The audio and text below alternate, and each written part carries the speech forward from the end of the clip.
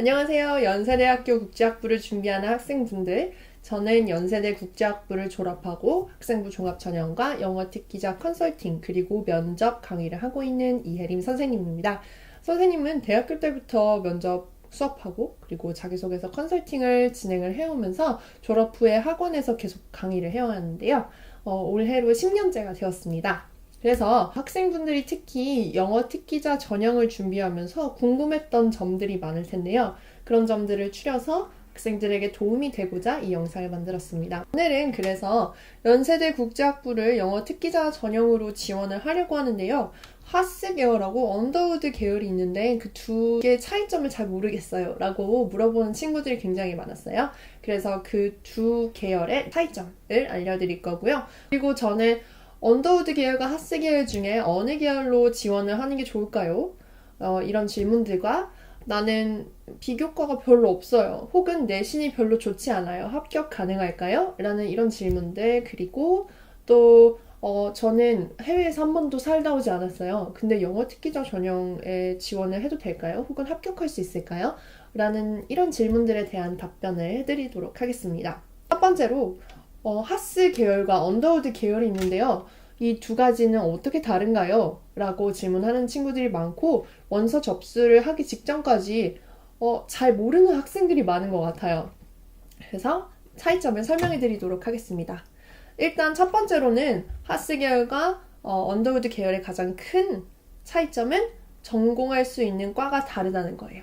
그래서 하스 계열에서 전공할 수 있는 과가 따로 있고요. 그리고 언더우드 계열에서 전공을 할 수 있는 과가 따로 있어요.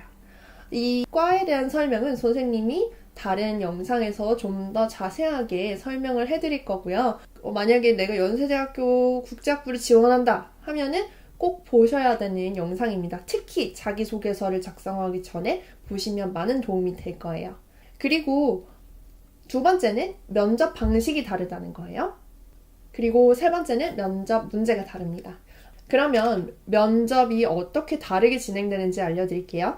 하스 계열은 제시문은 보통 2개가 나옵니다. 그리고 영어로 나와요.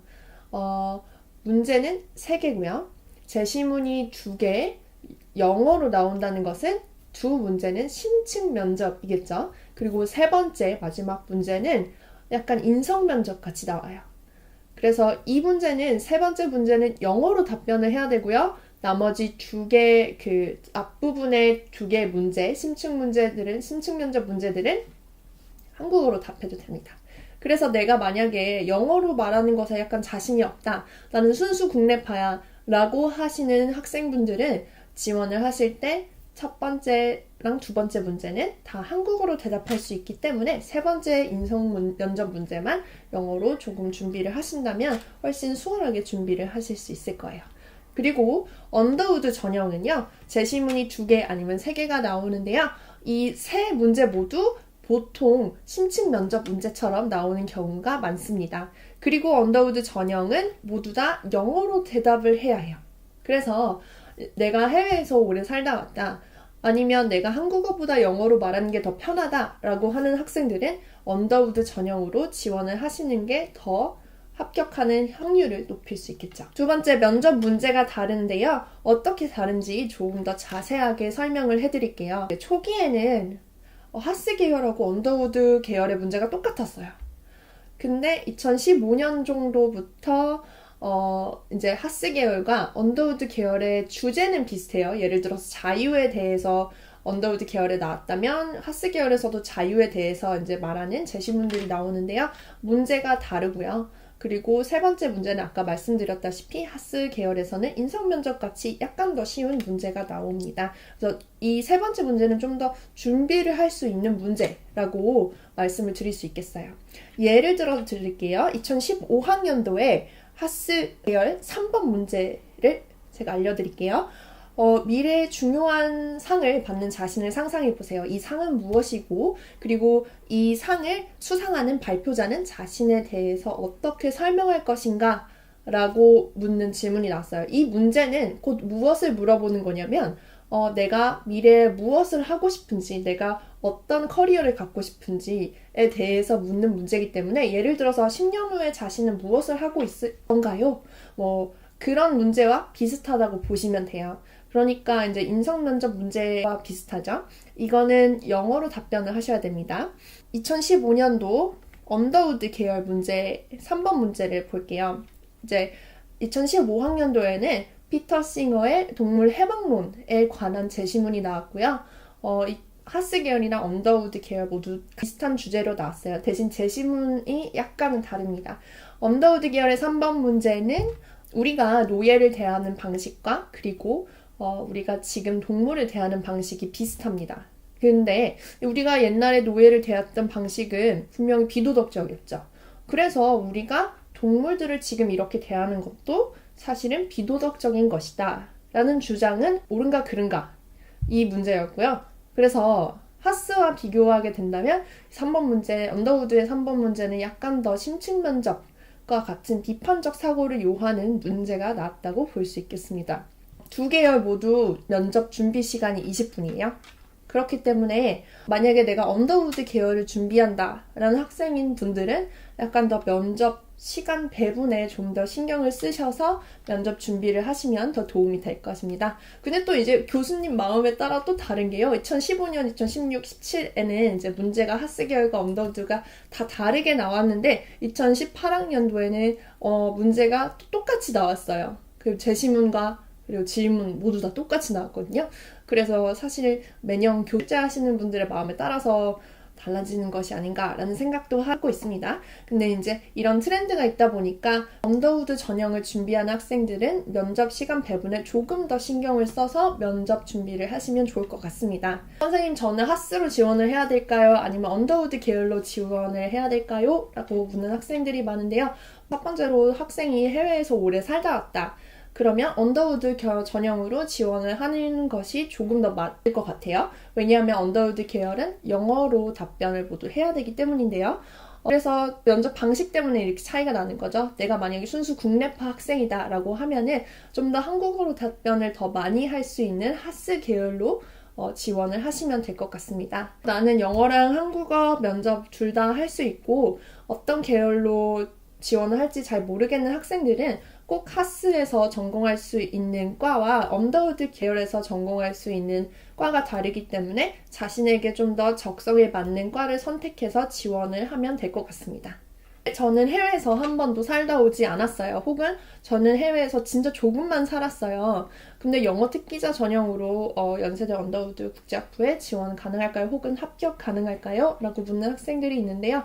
네, 가능합니다. 선생님이 오랫동안 가르쳐 왔잖아요. 그러니까 제 생각에는 완전 순수 국내파 학생들, 해외에 한 번도 갔다 오지 않은 학생들이 굉장히 많이 지원을 하고 또 합격도 해요. 그래서 아마 특기자 전형으로 해외파가 아닌 국내파 학생들이 붙는 비율도 꽤 높지 않을까 생각을 하는데요. 제 생각에는 그래도 4-5명은 꼭 있지 않을까 한 학번에 라는 생각을 합니다. 특히 작년부터 학생부 종합 전형으로 하스 계열의 학생들을 선발하기 시작했고요. 그리고 재작년부터 정시로도 학생들을 선발했기 때문에 순수 국내파 학생들의 비율이 조금 더 높아질 것이라고 생각이 되고요. 그리고 뜻은 근데 영어 특기자 전형으로 뽑는 인원이 좀 줄어들었다는 뜻도 되겠죠. 저는 비교과가 별로 없어요. 저는 합격 가능할까요? 라고 하는 학생들이 있는데요. 네, 합격 가능해요. 대신 내신은 좀 더 좋아야겠죠. 국제학부를 준비한 학생들이 비교과가 꽤 화려한 학생들이 많은데요. 그것을 보완해줄 만한 내신 점수와 그리고 내가 정말 관심 있는 분야의 공부를 열심히 했다는 것을 보여줄 수 있다면 얼마든지 합격이 가능합니다. 국내고 학생들은 그렇고요. 해외고 학생들 같은 경우에는 정말 화려한 비교과가 많아요. 왜냐하면 국내고 학생들은 생기부에 기록되어 있는 것들로만 평가를 받는다면 해외고 학생들은 그 외의 부분에서도 뭐 SAT라든지 AP 점수 이런 것들로도 평가를 받기 때문에 그런 되게 다양한 extracurricular activities를 제출하는 경우가 많습니다. 하지만 이 경우에도 정말 비교과 하나 없이 SAT, AP 점수 좋지 않아도 혹은 SAT 점수가 좋지 않아도 합격을 하는 사례가 선생님과 같이 컨설팅을 한 친구 중에 있었는데요. 이 학생은 고등학교 1학년 때 한국 학교를 다니다가 고등학교 2학년 때 미국에 가서 한 2년 정도를 미국 고등학교에서 생활을 했어요. 근데 이 학생이 가진 게 SAT 점수가 없었고요. AP 점수, 마이크로, 매크로 2개에 4점. 이렇게. 그리고 끝. 비교과 활동도 없었어요. 봉사활동도 없었고요. 그래서 이게 어떡하지? 이거 지원을 해야 되나? 할 수 있을까? 라는 고민을 많이 했었는데요. 선생님과 정말 진솔한 자기소개서를 만들었어요. 자신에 대한 정말 진솔한 이야기를 담아서 내가 미국 고등학교에 어떻게 적응을 할 수 있었는지에 대한 자기소개서를 잘 다듬어서 썼습니다. 그래서 1차에 합격했어요. 그 뜻은 연세대가 교과, 비교과, SAT 점수, AP 점수 이런 것뿐만 아니라 되게 다양한 각도에서 학생들을 평가하고 있다는 것을 다시 한번 확인할 수 있는 계기가 되었습니다. 정말 1차를 붙었을 때는 기적이라고 생각했어요. 학부모님께서도 정말 기적적이라고 말씀을 하셨을 정도로 뜻밖의 일이었는데요. 그래도 2차 면접이 남아 있었잖아요. 네, 면접도 중요하기 때문에 이 학생은 이제 면접 준비가 이렇게 많이 이루어지지 않았었고, 저랑은 면접 준비를 딱 일주일 정도밖에 하지 못했어요. 그러다 보니까 이렇게 미흡한 상태에서 가다 보니까 면접에서는 탈락을 했지만 그래도 정말 많이 쟁쟁한 학생들 중에서 그래도 AP 2개에 4점 딱 2개로 해외고 출신 학생이 합격을 했다는 것은 연세대가 자기소개서를 많이 자세히 평가하고 학생들의 다각도를 평가하고 교과, 비교과가 그렇게 좋지 않아도 합격을 할 수 있는 그런 확률이 있다는 것을 알려주는 계기가 되었습니다. 제가 언더우드와 하스 계열 그리고 연세대 국제학부에 진학 관련하여 다양한 설명을 드렸는데요. 학생분들에게 도움이 많이 되었으면 좋겠고요. 그리고 예비 연세대 국제학부 친구들 모두 다 좋은 결과 있길 바랍니다. 감사합니다.